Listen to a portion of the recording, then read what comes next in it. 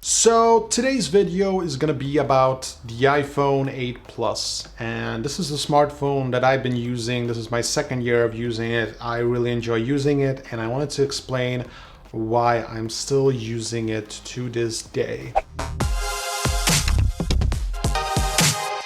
If you've seen my videos before on iPhones, you know how I feel about Face ID. Basically, I'm not a fan. I don't like Face ID. I like Touch ID. I feel like the Touch ID sensor on this thing is, maybe it's not more reliable, but I love the fact that I don't have to look at my smartphone to unlock it. I can do it in my pocket, behind my back.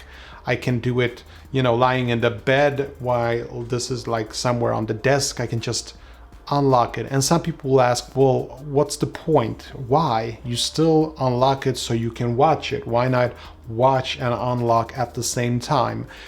And I'll be honest, it's a habit thing. I just enjoy the fact that I've done this for a long time and I enjoy doing it still. Maybe I sound like an old geezer saying that, and truth be told, I am nearing 40, so if it works and it's not broken, why fix it?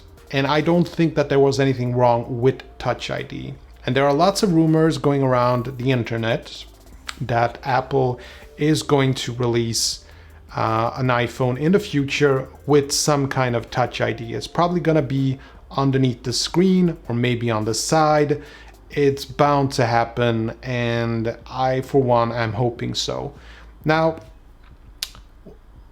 I wouldn't mind using the Face ID, I really wouldn't, but there is this big problem for me with Face ID, and that is that ugly notch. And I made so many videos, and I'm not gonna go too deep into it, but the notch just doesn't work for me, okay?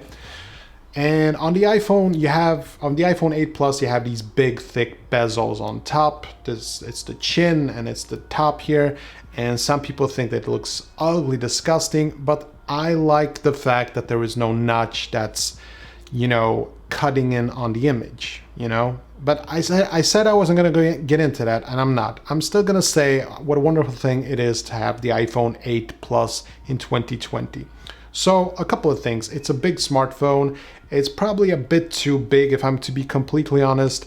The next iPhone I get, or smartphone, it may get taller, but it's not gonna get as wide, because it's kind of ungrippy to use. I don't really enjoy using it for that reason. But it's working pretty solid to this day. It's muscle memory. You get used to it. And when you're typing, you sort of have to use both hands. You can't really do it with one. You can, but it's kind of clunky and doesn't really work like it used to on the regular size iPhone 7 or iPhone 8. I used to have the iPhone 7 before this one. So I do enjoy the battery life on this thing. It's way better than it was on my iPhone 7 because it is a bigger battery inside this bad boy. And I really like the camera. I do like the fact that it has 4K 60 FPS. I use it to shoot a lot of B-roll, and if it's bright outside, most people can't tell the difference if I use my GH5 or my iPhone. The image quality is that good. 4K 60 gives you nice slow motion B-roll, and I've actually, I do a lot of stock photography, stock footage, video clips that I send in, and I have made money of video clips that I've taken with the iPhone 8 Plus. Not exaggerating or kidding, I actually make money through stock photography using an iPhone 8 Plus. That's just a fact. Am I interested in the iPhone 11 Pro or the upcoming iPhone 12? Yes, of course. And, being an Apple fanboy, obviously I'm always interested in newer smartphones and devices, but they are getting increasingly more expensive, and I don't see them getting a lot better, For instance, with the iPhone 8 Plus, the only thing that I think is lacking, because when it comes to speed, performance with iOS 13, works great. No hitch-ups, no problems whatsoever compared to my iPad mini 4. It's super fast. I enjoy using this every day. There are no problems. There are no moments where I feel like, oh, I wish I had the iPhone 11 Pro or anything like that.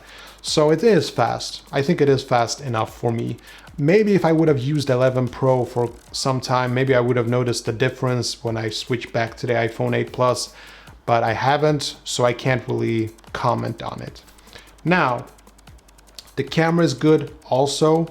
If there's anything that I want from a newer version, why I would consider getting the iPhone 11 Pro, it is the improved image stabilization when you're taking videos, making videos on your iPhone. I use my iPhone a lot to make videos, so obviously it would be interesting for me. And also the selfie cam, it's in 4K 60 on the newer models, so that's also a reason why I would like to get the newer iPhone 11 Pro. But other than that, I'm pretty satisfied with this thing. And am I going to keep it for 2021? Probably not. Probably gonna get a new smartphone. It is 2 years old now soon, so I would like to get a new one. I tend to get a new smartphone every 2 years. I wish I could keep smartphones longer than that, but to be honest, there is so much that happens in 1 year, and 2 years, it's like this becomes a dinosaur after 2 years. It's kind of sad. I mean, in a way, this one already is a dinosaur compared to the newer smartphones, with the 3 camera setup and enhanced dynamic range when you're taking videos and pictures. But I don't know. At this time, making this video, I really enjoy using my iPhone 8 Plus for what it's worth. And I just want to mention my thoughts on it, why I still use the iPhone 8 Plus in 2020. Hope you find this video interesting, entertaining, or whatever. And if you enjoyed it, you know the drill. Catch you in the next one. Take care.